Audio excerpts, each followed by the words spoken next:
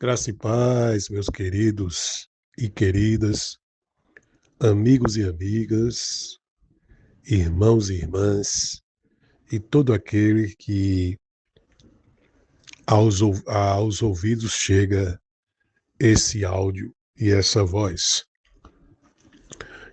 Sou eu, quem fala com você aqui é o servo Jarbas, pastor Jarbas Diniz, e neste exato momento, veio na minha mente uma reflexão também derivada de meditações na Sagrada Escritura de anos, a seguinte temática: e o idólatra. Inclusive, eu tenho um livro, quem sabe um dia a ser lançado, nessa temática, que não tem a motivação ofensiva, mas de esclarecer as verdades no campo da idolatria. Lembrando que muitas vezes a verdade fere, mas alguém já disse, é melhor a verdade que fere do que a mentira que mata. Meus amados, o que seria um idólatra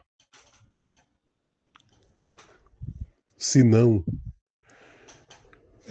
um indivíduo, um ser humano dotado, seja de consciência ou de inconsciência ou de uma consciência educada a conscientizar-se na idolatria e muitas vezes na ignorância não saber que está sendo um idólatra. O idólatra, ele nada mais é do que aquela pessoa que, de forma infantil, ela busca algo, alguém, de forma ou sobrenatural, ou carnal, ou mesmo no seu ego, cultivar, certo? Uma espécie de adoração. Esse é o tipo de idólatra, certo? Que nós vemos no geral, em todos os campos e áreas. É essa atmosfera que vive e é esta a situação que convive, ok?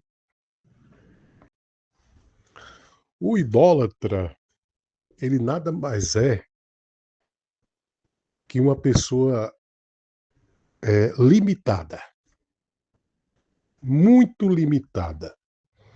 Ela não consegue transcender, não consegue. Ela tem a dificuldade ímpar de não transcender. Isso aqui não é mero intelecto, não, é conhecimento, certo?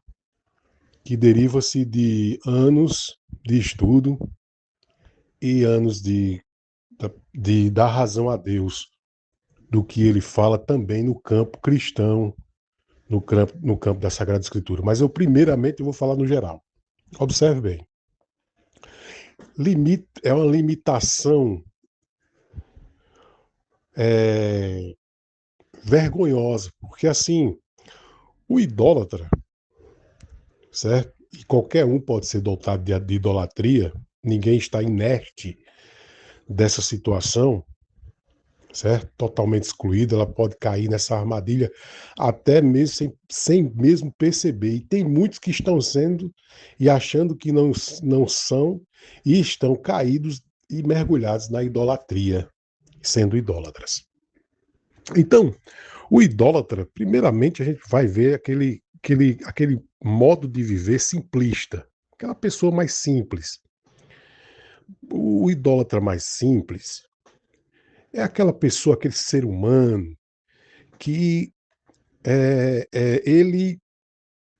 ele aprendeu de forma mais simples que passaram para ele que determinadas crenças, determinada forma de enxergar as coisas, entendeu? São é, é, verdadeiras e ele vive aquilo ali por uma tradição, digamos assim, por um dogma que passaram para ele de forma simples, porque aqueles que passaram para ele aprenderam de outros. E ele vive nesse universo. E o interessante é que o idólatra simplista, o mais simples, ele não fica só com aquela tradição, mas tudo no campo da idolatria, do enxergar a vida, ele cria um ídolo para se apegar. Esse é o problema da alma, da raiz da idolatria, do idólatra. É que ele tem que ter alguma coisa para ele se apegar, alguém para ele se apegar. Senão o mundo dele não faz sentido algum. Isso é perigoso. Perigoso para quem vive, né, apegado, entendeu? A algo ou alguém ou a alguma coisa. Então esse modo simplista, ele mais simples, ele cavalga, né, na ideia daquilo que aprendeu de forma simples. De forma aparentemente mais inteligente, o idólatra parece que é inteligência, mas não é. O idólatra que se julga, né, mais inteligente, ele, ele vive, primeiramente, a avaliar e julgar os outros, embora ele não está enxergando a quantidade, a dimensão e quanto ele está amarrado e arraigado à, à idolatria. Vou dar exemplos aqui. Por exemplo, em setores que ele convive, certo? Ele tem ali um líder, ou teve um líder que ele dota um dogma de apego tão grande, tão absurdamente grande, que ele não consegue considerar, respeitar o líder que está, entendeu? Em novidade no lugar, no setor do qual ele está inserido. Ou seja, ele vive e convive com o ídolo do passado, com fantasmas do passado, em que ele não consegue libertar-se. E disto ele transforma a vida dele mística numa crendice que ele acha que é inteligente, porque a quem ele dava crédito e ele admirava era uma pessoa, para ele, dotada de capacitações, habilidades, dons, em que ele diz assim: este aqui é o cara, esta é a pessoa, sem este ou sem esta, depende, né? Porque eu estou falando de uma forma geral, né? Ele não consegue, este não consegue enxergar além daquilo. Vou aqui afunilar mais um pouquinho este tipo, certo? Este tipo. Por exemplo, digamos num campo eclesiástico, na eclésia, igreja, certo? Por exemplo, percebe-se de forma muito clara para quem está tendo discernimento nesse campo do que é um idólatra e a idolatria, do seguinte, que as pessoas que ali fazem parte, se julgando inteligentes, na verdade, elas estão, na verdade, sendo pessoas de hábitos em que elas querem proteger, entendeu? Proteger as suas crenças e aqueles a quem elas admiram. Ou seja, no campo da eclésia, certo? Por mais que um líder seja a figura, né, ímpar dotada dos dons de Deus e colocada naquele lugar para que Deus abençoe aquela comunidade da eclésia, estes não conseguem libertar-se nem aceitar, porque eles adquiriram, né? Eles absorveram do passado líderes dos quais eles ali caminham, eles ali pensam e eles ali ficam a, a navegar naquela situação. São pessoas tão infantis e que se acham maduras que elas dependem, entendeu? Da lembrança destes, e excluindo Deus e Cristo e a Sagrada Escritura, eles são tão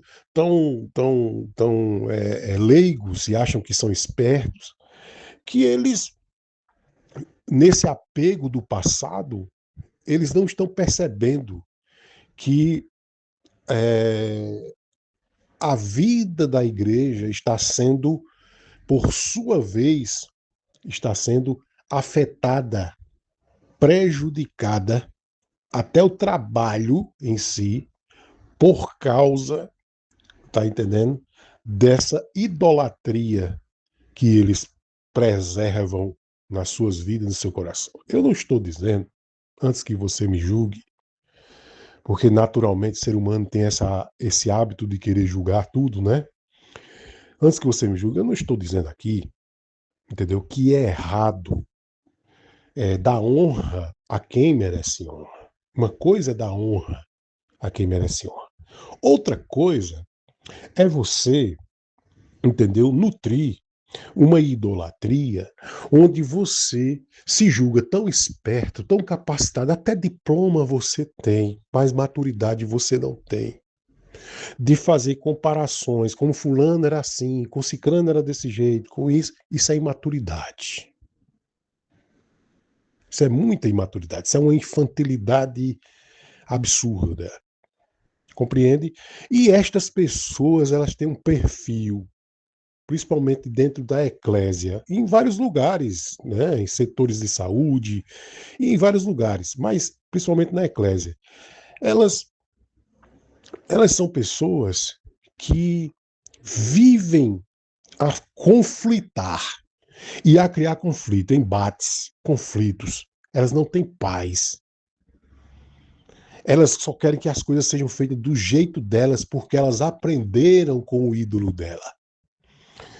Essas pessoas, elas são pessoas tão doentes, tão doentias, que elas não conseguem dar razão nem à escritura sagrada. Elas só dão razão àquilo que elas aprenderam, mesmo que esteja errado e equivocado, àquele que um dia foi seu mestre, seu discipulador, seu sacerdote, etc, etc, etc.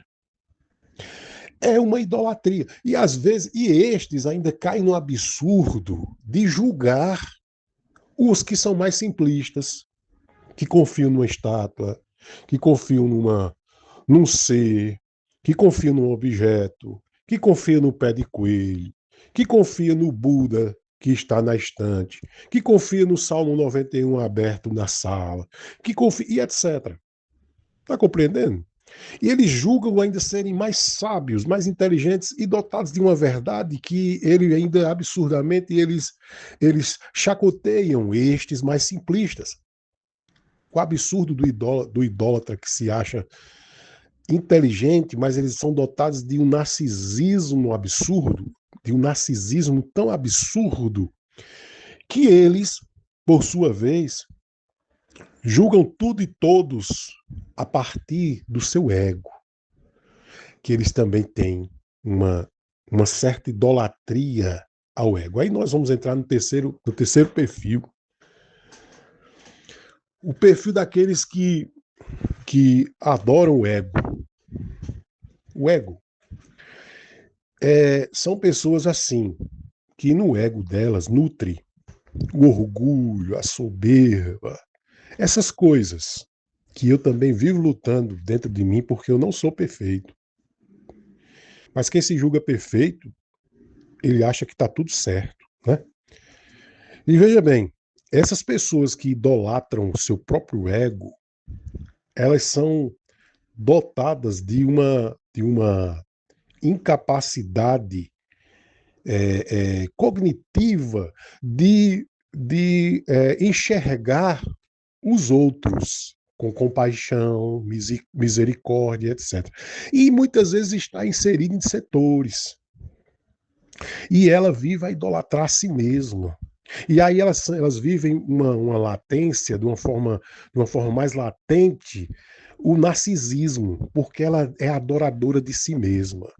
Enquanto o simplista idólatra, ele procura viver a tradição que aprendeu de forma simples, o segundo perfil vive dos fantasmas do passado, o idólatra de si mesmo, o idólatra do seu ego centrista, ele não dá cabimento nem para o simplista e muito menos para aqueles que se julgam mais sábios do que os outros, no sentido de que os fantasmas do passado, que lhes foram referências, como eles dizem, não têm relevância para eles. Porque eles acham que, como dizem muitos, entre aspas, se garante. Tudo é centralizado em si. Julgam os outros, aponta para os outros. Tudo que ele faz ou ela faz é perfeito, mesmo fazendo coisas erradas. Entendeu? Eles nunca dão razão a Deus. Então, o idólatra, no geral, não é uma pessoa que apenas acende velas ao Buda. Não é aquela pessoa que vai para a Índia, entendeu? E tem aquele absurdo, aquela legião de deuses espalhados e de todos os tipos e maneiras e objetivos. Ele também não é só isso. O idólatra é muito mais. Por exemplo, um exemplo simples. É, no campo do futebol, eu gosto do futebol. Já fui jogador de categoria de base de futebol. Mas no campo, por exemplo, do futebol, que é bem popular no nosso país, Brasil, né? As pessoas tendem e precisam, muitas vezes, admirar e até mesmo absorve a vida delas, inclui a vida delas de uma forma na vida de um ídolo, tá entendendo? Do futebol, que ela procura ter as mesmas afeições e o mesmo estilo de vida do ídolo. Cabelo, roupa e até mesmo sonha em estar junto daquela pessoa, ter o autógrafo. E quem sabe, dependendo, ele se inspira naquele para que possa exercer um futebol semelhante àquela pessoa que ele admira. Isso não é errado, a pessoa tem uma referência de alguém que lhe influencia para algo que você acha ser bom. O problema, a doença, é quando a pessoa faz isso da sua vida de forma tão cega, mas tão cega que ela não consegue enxergar as demais coisas da vida. Ela não consegue enxergar outras coisas senão isso, o ídolo. Pessoas que têm ídolo no campo musical, no campo do esporte, né? No campo religioso, no campo do aprendizado, e etc, e etc, e etc. Essas pessoas, elas vivem, as pessoas que têm a alma doente por idolatria, elas vivem em busca, como eu disse no início, elas vivem em busca do apego a alguém. Elas precisam de uma referência. Elas precisam que alguém precisam de um guru que possa lhe guiar os passos, lhe inspirar, lhe dar o norte, né? Lhe dar um sentido de vida. Tá entendendo? É nesse sentido. E o pior é que eles ainda criticam quem não comunga das mesmas ideias, ou dos mesmos ídolos, ou das mesmas coisas que eles querem, que sejam do jeito que eles querem. Eles ainda ironizam, criticam, só que eles não conseguem enxergar que eles estão doentes e na manifestação da crítica deles, a doença deles aparece. A doença da alma deles. Então, vejamos bem, o idólatra é muito mais, a idolatria, o idólatra é muito mais abrangente, não é? Muito mais abrangente. Então veja, observe, a palavra de Deus mostra ali em Êxodo 20, Deus advertindo de forma categórica, de forma incisiva, clara, sem distorções, mas o idólatra ele consegue distorcer o que Deus disse. Deus disse: não terás outros deuses diante de mim. Eu lhe pergunto, quantos os idólatras, seja simplista, seja o que se julga mais inteligente do que os outros, seja o que adora a si mesmo, me diga uma coisa, será que ele não tem muitos deuses que ele adora? Por exemplo, talvez o deus da vaidade, talvez o deus dinheiro, talvez o deus orgulho, o deus soberba, o deus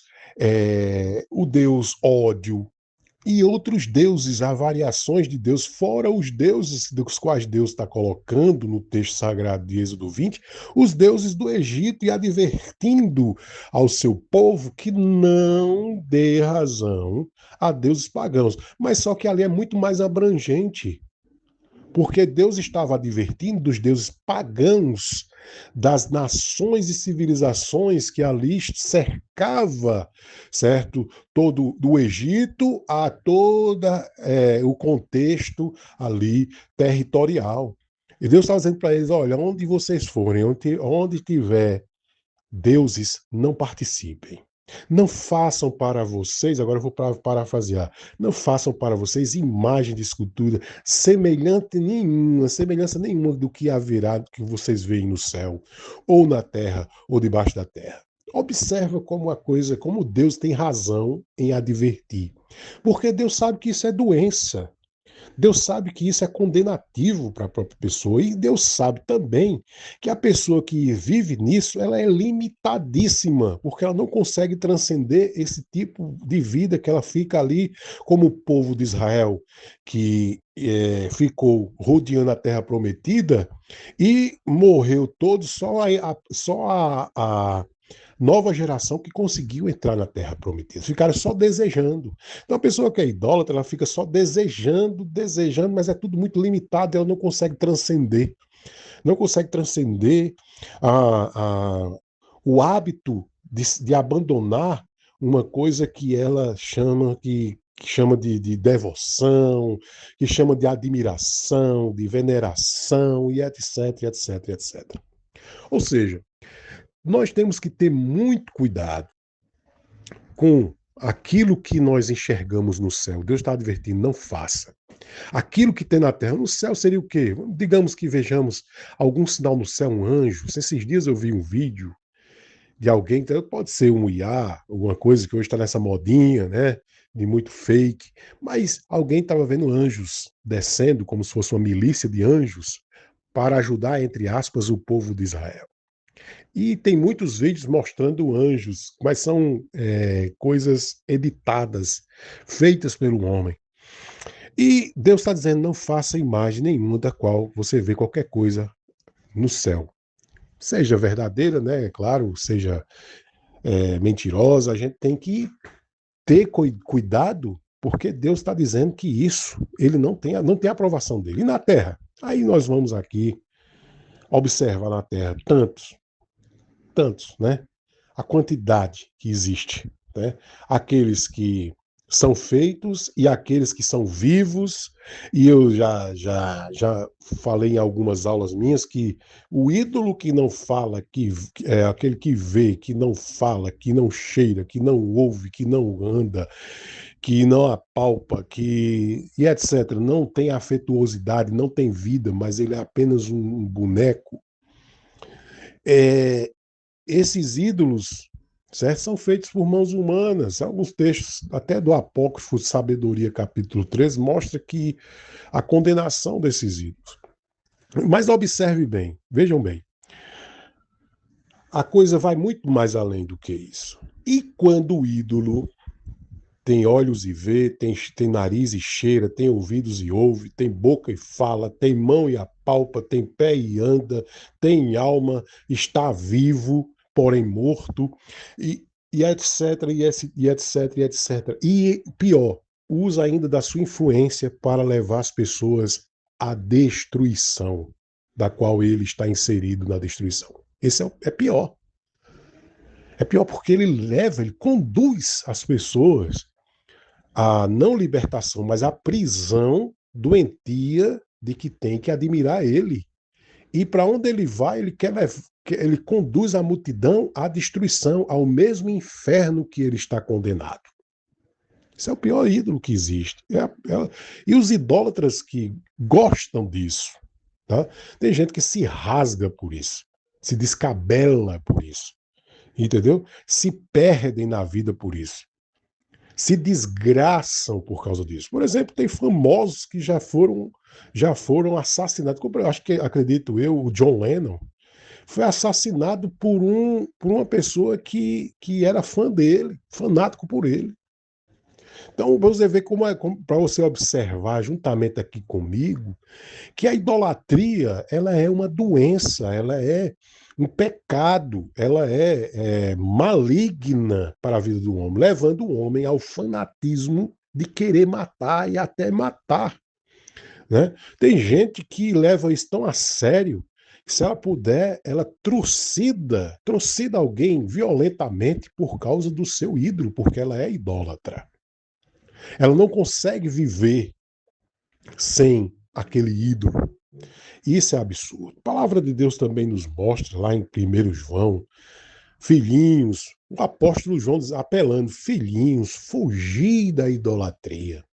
Aí 1 Coríntios também, capítulo 10, diz, cuidado com a idolatria. 14 ali em diante, ele diz, olha, cuidado com a idolatria, porque não é culto a Deus, é culto aos demônios.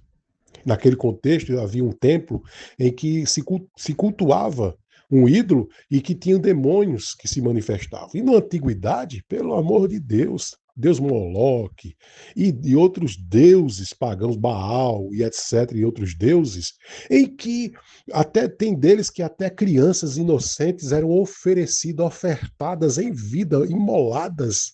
Imagine o choro e o grito de uma criança sendo imolada, sacrificada a um deus pagão. Tinha um deus que tinha uma boca, que dentro dele existia fogo, e se jogavam crianças vivas dentro dela.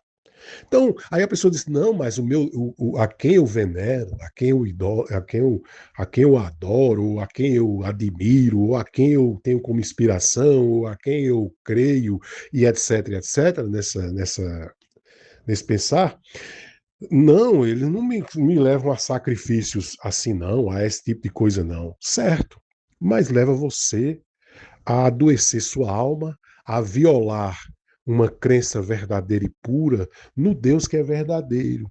Que a palavra de Deus diz em João, no capítulo 8, se não me falha a memória, é, não, me falha a memória, é quando Jesus fala com a mulher samaritana. Eu acredito que seja ali capítulo 4 de João, por ali, certo? A mulher samaritana, Jesus assim, importa que os adoradores o adorem em espírito e em verdade. Então, veja bem, adorar Deus em espírito e em verdade exige espiritualidade, caráter, né?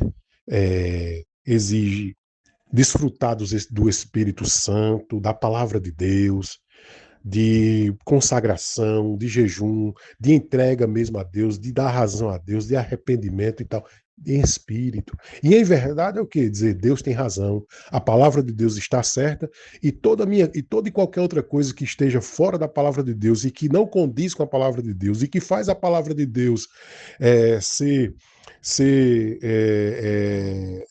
envergonhada, não é verdade, é uma mentira. É tanto que por isso que Jesus cita que o diabo é o pai da mentira. Então, quem fala as fala, fala que em crenças que foge à verdade, ela está buscando crenças na mentira que vem com a essência do pai da mentira, que é o diabo, e a idolatria.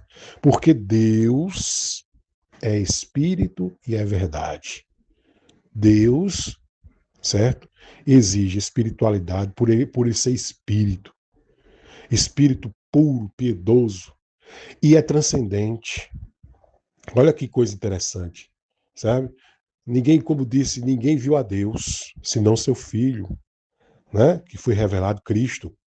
E ninguém se ocupou, ou mesmo o próprio Cristo, a pousar para que alguém o desenhasse. A única forma que nós temos assim, na visão de Isaías 53, é que diz que ele tinha uma forma, né?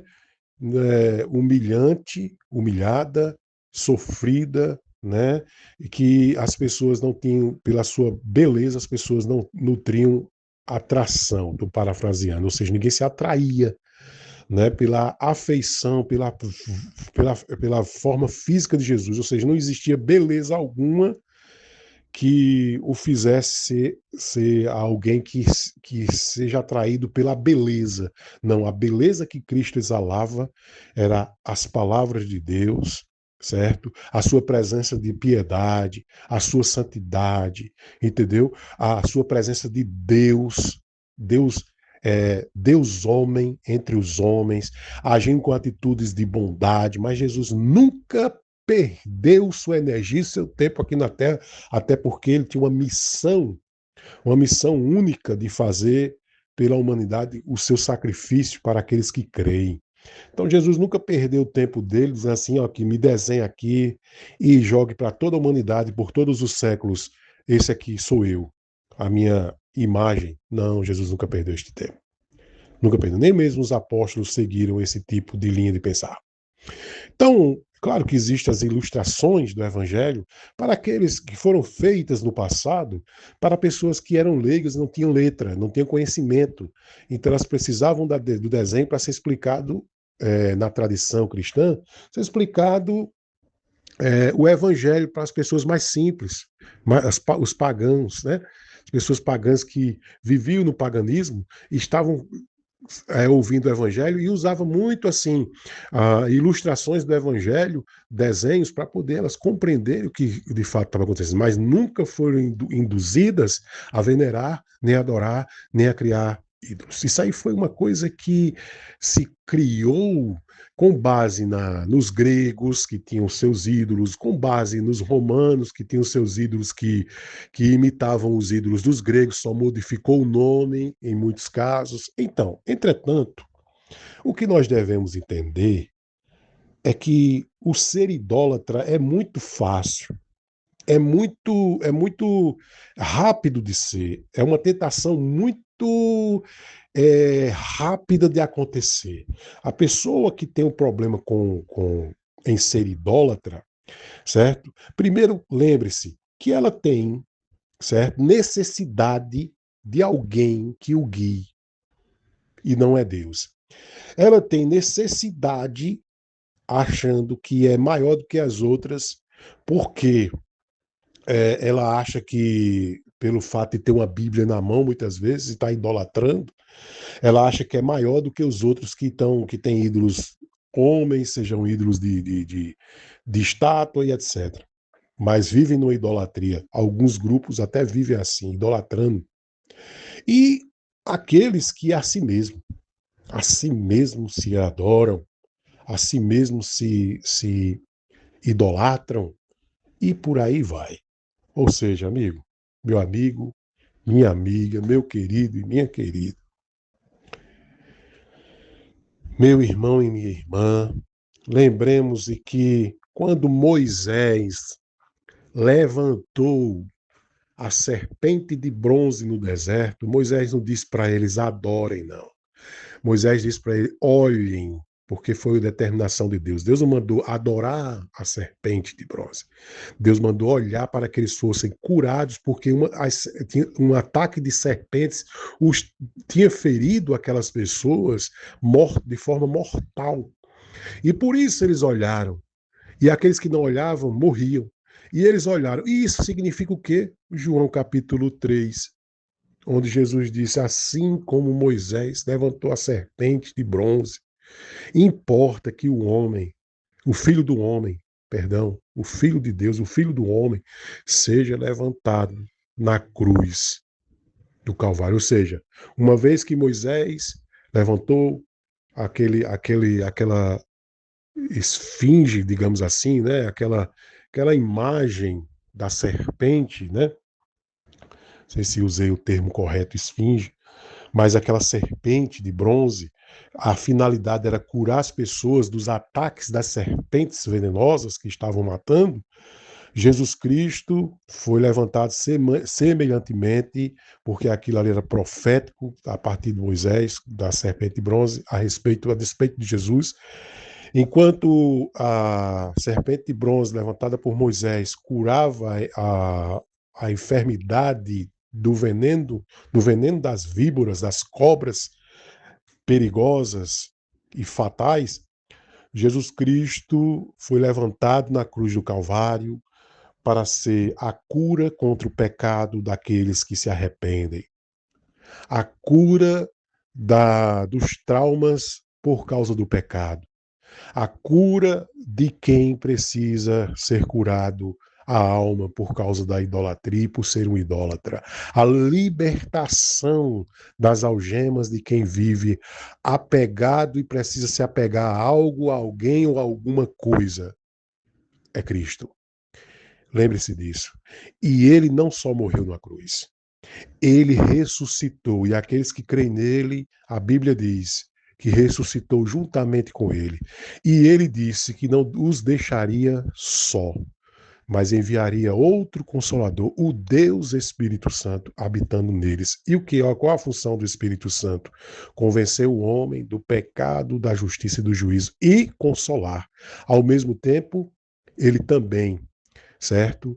Ele também ratifica todos os ensinos de nosso Senhor e Salvador Jesus Cristo. Eu sei que talvez você tenha os seus apegos na sua vida. Apegos estes que você discorre no sentido de que você acha que é bom, é normal, às vezes você se sente bem, uma nostalgia, você sente uma paz passageira. Mas acredite, a paz que Cristo dá, que ele conquistou morrendo naquela cruz para resolver o nosso pecado, é uma paz para todo sempre, é uma paz eterna, é uma aliança completa com Deus que não se acaba. E Deus, em Cristo Jesus, assim quer para você. João 3,16 diz que Deus amou ao mundo de tal maneira que deu seu único filho, para que todo aquele que nele crê não pereça, mas tenha vida eterna. Que você possa ir a Cristo, que você possa crer nas Escrituras Sagradas, a Bíblia, que você possa ressuscitar juntamente com Cristo uma nova vida, para que sua vida deixe de ser uma vida idólatra. Que Deus lhe abençoe. E um grande abraço.